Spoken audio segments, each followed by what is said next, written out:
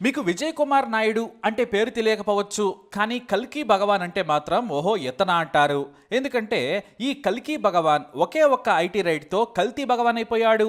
సింపుల్గా చెప్పాలంటే మానవులు దేవుళ్ళు కానే కారు, కేవలం సాయం చేసి నలుగురికి ఉపయోగపడేవారనే దేవుడు లాంటి మనిషి అంటారు. కానీ మన బాబాలు స్వాములు బయటకు భక్తి వేషం వేసి లోపల వ్యాపారాలు చేసేస్తుంటారు. స్వామి ఎవడైనా సరే అంతిమ లక్ష్యం డబ్బే, పైకి చొక్కాలు లేకుండా బొజ్జలు చూపిస్తూ బిల్డప్ ఇస్తారంతే. కానీ వాడికి కావాల్సిందేంటి? డబ్బు. మళ్ళీ వారే చెబుతారు అర్ధ కామ అనేవి మనిషిని నాశనం చేస్తాయి అని. కానీ వారి కామం చీకట్లో ఆర్థిక వ్యవహారాలు వెలుగులో తీర్చుకుంటారు. అలానే ఈ కల్కి భగవాన్ కూడా ఈ ఆశ్రమంలో రైడ్ చేస్తే మత్తులో జరుగుతున్న శిష్యులు, గదుల్లో జరుగుతున్న శృంగార క్రీడలు బయటకు వచ్చాయని ఆ రోజుల్లో విస్తృత వార్తలు వచ్చాయి. కానీ ఒకే ఒక ఐటీ రైడ్ దెబ్బకు మొత్తం మూతపడిపోయింది. మరి ఆ కల్తీ భగవాన్ వ్యవహారం ఇప్పుడు ఎలా ఉందో, ఏం జరిగిందో చూద్దాం. విజయ్ కుమార్ నాయుడు మార్చి 7, 1949లో తమిళనాడులోని నాతంలో పుట్టాడు. తెలుగు కుటుంబానికి చెందిన విజయ్ కుమార్ తండ్రి రైల్వేలో ఉద్యోగం చేసేవారు. ఆ తర్వాత మద్రాసుకు మారింది వారి కుటుంబం. అక్కడ విజయ్ కుమార్ డాన్ బాస్కో స్కూల్లో చదువుకున్నాడు. ఇంటర్మీడియట్ లయలాలో చదివాడు. ఎంఎస్సి మ్యాథ్స్ ను డీజీ వైష్ణవి కాలేజీలో పూర్తి చేశాడు. పీజీ పూర్తి చేసిన తర్వాత చిన్న ఉద్యోగాలు చేశాడు విజయ్ కుమార్ నాయుడు. ఆ తర్వాత ఎల్ఐసిలో క్లర్క్గా ఉద్యోగం వచ్చింది. 1986 నుంచి 87 వరకు ఎల్ఐసిలో 1200 రూపాయల జీతానికి ఉద్యోగం చేశాడు. అయితే డాన్ బాస్కో స్కూల్లో చదువుకున్న శంకర అనే స్నేహితుడు జర్మనీలో సైంటిస్ట్ గా పనిచేస్తున్నాడు. న్యూక్లియర్ ఫిజిక్స్ లో అతను ఎన్నో పరిశోధనలు చేశారు. ఆయనకు జిడ్డు కృష్ణమూర్తి ఫిలాసఫీ అంటే చాలా ఇష్టం.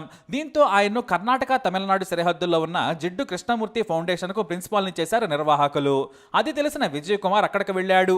నేను నీకు సాయంగా ఉంటానని శంకర దగ్గర చేరాడు. జిడ్డు కృష్ణమూర్తి ఫిలాసఫీ పాఠాలను, వీడియోలను విన్న ఆయన మెల్లిగా వాటిపై పట్టు సాధించాడు. మొదట మాటలతో ఒక వ్యక్తిని మనం అనలైటింగ్ చేయలేమని వాదించిన విజయ్ కుమార్ ఆ తర్వాత తానే లొంగిపోయాడు. ఎందుకంటే జిడ్డు కృష్ణమూర్తిలోని మాటలు, ఆయన ఫిలసాఫికల్ రీజనింగ్ లో అంత దమ్ముంటుంది. దీంతో తానే స్వయంగా చిన్న పిల్లలకు, కొత్తగా వచ్చిన వారికి, విదేశీయులకు గొంతు తగ్గించుకొని కొత్త బట్టలు వేసుకుని సున్నితమైన వాయిస్ లో ఫిలాసఫీని చెప్పేవారు. అలా కొన్నాళ్లకు ఆయనకు మంచి పట్టొచ్చింది. మరికొంతమంది అయితే ఆయనలో ఏదో దైవత్వం ఉందనేలా చెబుతున్నారని చెప్పడం మొదలుపెట్టారు. శంకర ఏమో తన రీసెర్చ్ పని మీద జర్మనీకి వెళ్లి వస్తూ ఉండేవారు. ఈలోపు విజయ్ కుమార్ పాపులారిటీ సంపాదించేసుకున్నారు. ఎంతలా అంటే శంకర తల్లి కూడా విజయ్ కుమార్ మాటల్లో తన వయసుకు మించిన జ్ఞానం ఉందని చెప్పేసేది.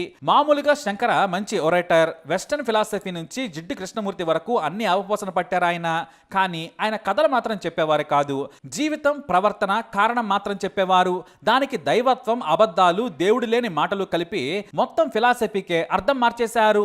సత్యలోక్ స్కూల్ నుంచి ఎన్నో ఆశ్రమాలు శంకర్, విజయ్ కుమార్ కలిపి నిర్వహించారు. కానీ ప్రజలకు తన మాటలు నచ్చుతాయని తెలుసుకున్నాడు విజయ్ కుమార్. అంతేకాదు పాపులారిటీ వస్తే తప్ప జనం మాట వినరు, ఆ తర్వాత నమ్మరు అని అర్థం చేసుకున్న విజయ్ కుమార్ ఆ తర్వాత షిరిడి సాయిబాబా, స్వామి సామ్రాట్ మాదిరిగా తానే దేవదూతననేలాగా చెప్పేవాడు. కానీ శంకర మాత్రం ప్రజలకు అవి మార్పును కలిగించేలా కనిపించినా వాటికి విలువ లేదని నమ్మేవారు. ఇంతలో పద్మావతితో పెళ్లయింది. వీరికి ఎన్వికే కృష్ణ అనే కుమారుడు పుట్టాడు. ఈలోపు జిడ్డు కృష్ణమూర్తి ఆశయాలు పక్కకపోయాయని అంతా కోప్పడగానే మకా మార్చేశాడు. ఆ తర్వాత శంకరను కూడా కలుపుకోవాలని చూసినా అతను మాత్రం మారలేదు, రాలేదు. దీంతో తమ సొంత స్థలంలో వన్నెస్ సెంటర్ను ఏర్పాటు చేశాడు. అందులో దాసీలను ఏర్పాటు చేసుకుని మెడిటేషన్ సెంటర్లను డెవలప్ చేశాడు. విజయ్ కుమార్ కాస్త కల్కి భగవాన్ అయిపోయాడు. ఆయన భార్య ఏమో అమ్మైపోయింది. ఉదయమే వీళ్ళు స్నానం చేసి పట్టు వస్త్రాలు ధరించి నవ్వుతూ కూర్చొని కళ్ళతో ప్రేమగా చూస్తూ చేతులతో దీవిస్తూ ఉంటారు. వచ్చిన భక్తులతో మెడిటేషన్ చేయిస్తుంటారు. విదేశీయులు కూడా రావడం మొదలు పెట్టడంతో దర్శనానికి కొంత సొమ్మును వసూలు చేసేవారు. ఫారినర్స్ కి బస కూడా ఏర్పాటు చేసి డబ్బులు నొక్కడం మొదలు పెట్టారు. కల్కి అవతారాన్నని విజయ్ కుమార్ చెప్పుకొని మహా కహానీలు వినిపించేవారు.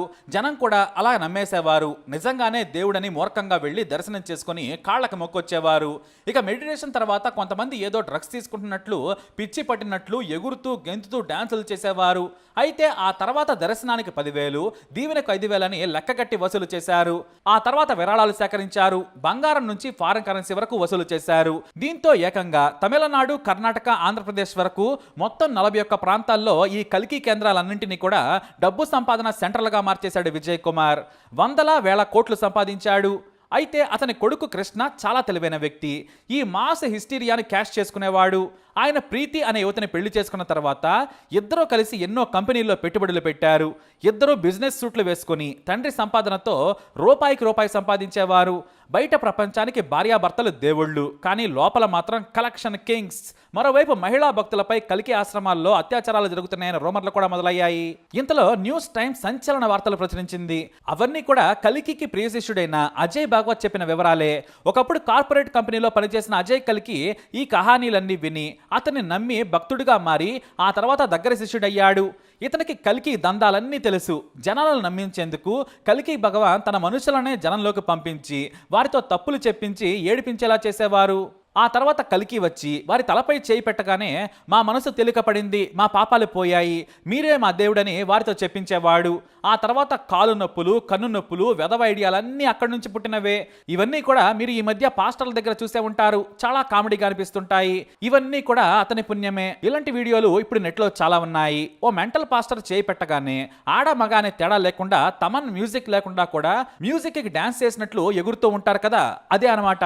ఇలాంటి మోసాలతో ఫారినర్స్ ను కూడా మోసం చేసి ఫీజుల పేరు మీద వేలకు వేల డాలర్లు నొక్కేశాడు. ఈయన పిచ్చిలో అమెరికాకు చెందిన సెలబ్రిటీ బిజినెస్ పర్సన్స్ కూడా మునిగిపోయి ఆ దేశంలో కల్కికి ఉచిత ప్రచారం చేసి పెట్టారు. ఈ దొంగ కరుణ దయలు చూపించి డబ్బున్న వారిని, సంపన్న మహిళలను, సెలబ్రిటీలను టార్గెట్ చేసుకునేవారు. ఒకప్పుడు హృతిక్ రోషన్ నుంచి మన టాలీవుడ్ నిత్యా మెనన్ వరకు ఈ కల్కికి భక్తులే. వెళ్లడం, ఆయనతో టచ్ చేయించుకొని డబ్బులు సమర్పించుకొని రావటం. అయితే న్యూస్ టైంలో ఎంత సంచలన ఆర్టికల్స్ వచ్చినా కూడా ఈ కల్కి భగవాన్ను ఎవ్వరు ఏం చేయలేకపోయారు. ఎందుకంటే ముఖ్యమంత్రులంతా కూడా ఆయనకు సన్నిహితమే. 42 ఎకరాల్లోని వరదాయపాలెంలోని ఆశ్రమం ఒక జాతరలా మారిపోయింది. చుట్టుపక్కల షాపులు, వ్యాపారాలతో కిటకిటలాడేది. ఇక్కడ ఆసియా ఖండంలోనే అతిపెద్ద మెడిటేషన్ సెంటర్ను నిర్మించారు. 25,000 మంది ఒకేసారి ధ్యానం చేసుకోవచ్చు. మొత్తానికి వ్యాపారం సూపర్గా సాగింది. కల్కి భగవాన్ అమ్మవారులుగా విజయ్ కుమార్ పద్మలకు దాదాపుగా ప్రపంచవ్యాప్తంగా 1.5 కోటి మంది డెడికేటెడ్ భక్తులున్నారు. వీరి ఫోటోలను దేవుడి మందిరంలో పెట్టుకుని పూజలు చేసేవారు.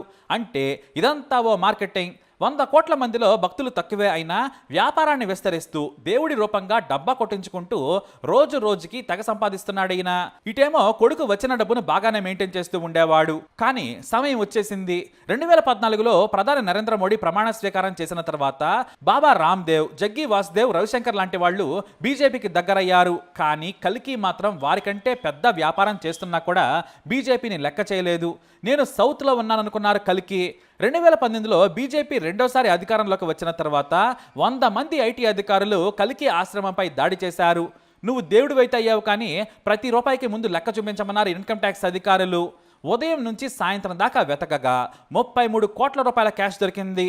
100 కోట్ల విలువైన ఆస్తి పత్రాలు లభించాయి. ఆ 33 కోట్ల రూపాయలను ప్యాక్ చేసిన అధికారులు వెళ్లిపోవడానికి సిద్ధమయ్యారు. వాటి లెక్కలను చూపించలేకపోయాడు కల్కి కొడుకు కృష్ణ.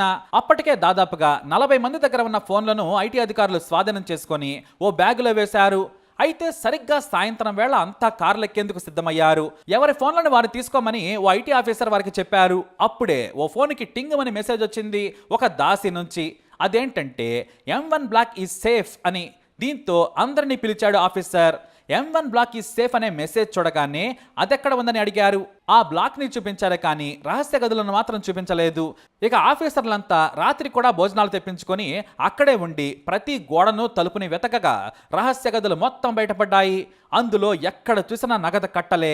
వాటిని లెక్కించేందుకు మరో 10 కరెన్సీ కౌంటింగ్ మెషిన్లను తెప్పించారు. ముందు పట్టుకున్న క్యాష్ కాక మరో 93 కోట్ల క్యాష్ పట్టుకున్నారు అధికారులు. అంతేకాదు 409 కోట్ల విలువైన ఆస్తి పత్రాలు కూడా ఉన్నాయి. వాటి విలువ బహిరంగంగా మార్కెట్లో వేల కోట్లలో ఉంటుంది. అంతటితో ఆగలేదు అధికారులు. తమిళనాడు, ఏపీలోని కల్కి ఆశ్రమాల్లో సోదాలు నిర్వహించగా కళ్ళు చెదిరే బంగారం, డైమండ్ ఆభరణాలు బయటపడ్డాయి. బంగారు ఆభరణాలను జోకితే 88 కేజీలుగా తేలింది. కోట్ల విలువైన వజ్రాలు దొరికాయి. వీటిలో 18 కోట్ల అమెరికన్ డాలర్లు కూడా ఉన్నాయంటే మీరు ఈ భగవంతుడి బిజినెస్ ని అర్థం చేసుకోవచ్చు. ఈ రైడ్లు చాలా కాలం పాటు సాగాయి. అయితే కల్కి భగవాన్ అమ్మవారు విదేశాలకు పారిపోయారనే ప్రచారం కూడా మొదలైంది. కానీ తాము దేశంలోనే ఉన్నామని, చెన్నైలోని చిన్న ఆశ్రమంలో బ్రతుకుతున్నామని తెలిపారు. అయితే వీటిపై కేసులు ఏమయ్యాయో మాత్రం తెలియలేదు. నగదును స్వాధీనం చేసుకున్నారు అధికారులు. ఎంత లాబింగ్ చేశారో ఏమో కానీ కేసులు నమోదైనట్లు వార్తలే రాలేదు. ఆశ్రమానికి భక్తుల రాక తగ్గిపోయింది. ఇప్పుడు 10-20 మందితో కొంతమంది విదేశీయులు అక్కడికి వచ్చి మెడిటేషన్ చేసుకుని వెళ్ళిపోతున్నారు. కనీసం వాటిని శుభ్రం చేసేందుకు కూడా భక్తులు లేకపోవడం విశేషం. మరోవైపు అతని కొడుకు కోడలు వ్యాపారాలు చేసుకుంటూ బయట ప్రపంచానికి కనిపించకుండా బ్రతికేస్తున్నారు. అలా దేవుడి వ్యాపారం 3 పువ్వులు 6 కాయలుగా సాగింది. కానీ ఒకే ఒక్క ఐటీ రైడ్తో మొత్తం మూతపడింది. మళ్ళీ కల్కి అవతారాలు వదిలేసి పాత ఎల్ఐసి క్లర్క్ లాంటి సాధారణ జీవితం గడుపుతున్నారట. ఏదైతేనే వేల కోట్ల ఆస్తులు సంపాదించి కొడుకుకిచ్చాడు. జనాల చెవిలో పూలు పెట్టి బాగానే వెనకేశాడు. పాపం భక్తులే పుష్పాలైపోయారు. నిజమైన దేవుడికి ఎంత డబ్బు పిచ్చి ఉండకూడదు, ఉండదు కూడా. నిజమైన స్వామి బాబా అయితే ఇలా డబ్బుతో వ్యాపారాలు చెయ్యరు. ఎవడైతే ఇలా డబ్బుతో వ్యాపారాలు చేస్తూ ఆశ్రమాల పేరుతో రియల్ ఎస్టేట్ దందాలు చేస్తారో వారంతా దొంగలే. అలా కల్తీ అయ్యి మెయిన్ స్క్రీన్ నుంచి కనుమరుగైపోయారు. బహుశా వయసు కూడా మీద పడిపోయి ఉండొచ్చు. ఆయన భక్తులకు దేవుడు కావచ్చు కానీ శరీరానికి కాదు కదా. వయసు మీద పడుతుంటే బీపీలు షుగర్లు కల్కికైనా కామనే. హెల్త్ని జాగ్రత్తగా ఉంచుకుంటేనే 4 రోజులు ఎక్కువగా బ్రతకగలరు ఎవరైనా.